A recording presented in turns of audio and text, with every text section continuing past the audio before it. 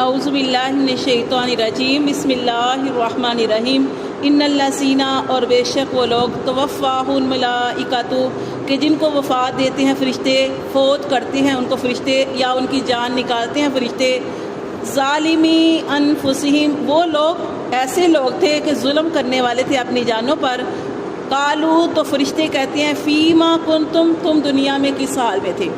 تو دیکھیں یہاں پہ اللہ تعالیٰ فرماتے ہیں کہ یہاں پہ یہ بھی آپ کو پتہ ہے کہ ہر انسان کی جان کون نکالتا ہے؟